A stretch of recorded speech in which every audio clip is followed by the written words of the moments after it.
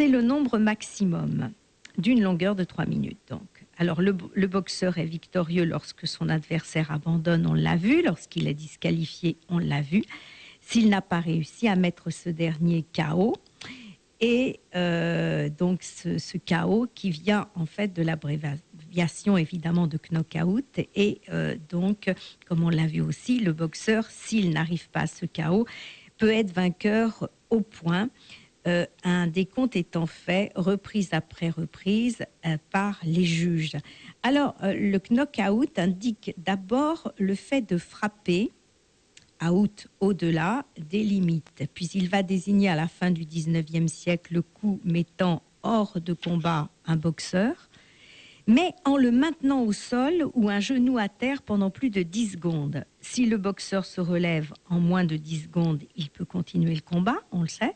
Le knockout est dit debout ou il est dit technique quand l'arbitre décide d'enregistrer le coup alors que le boxeur est encore debout mais incapable de poursuivre le combat. Et en France, le terme, donc, qui nous vient évidemment d'Angleterre, vous l'avez compris, va apparaître après la Première Guerre mondiale. Alors, on peut s'interroger sur l'histoire. Pouvait-on être KO dès l'Antiquité et dès les premiers jeux antiques ? La lutte est connue au 8e siècle avant Jésus-Christ. Elle fait partie des épreuves des Jeux olympiques. On la retrouve également dans les jeux qui sont organisés par Achille en l'honneur de son ami Patrocle, et ça dans l'Iliade d'Homère. On y retrouve d'ailleurs à peu près toutes les épreuves.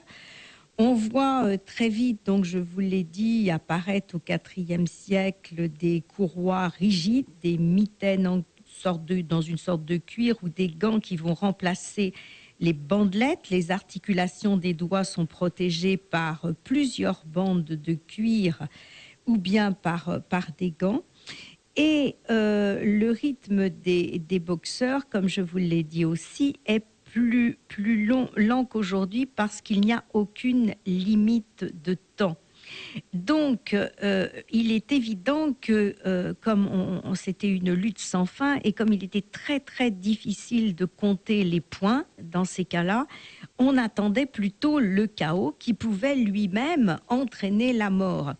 On a plusieurs auteurs qui nous racontent des combats qui sont extrêmement sanglants.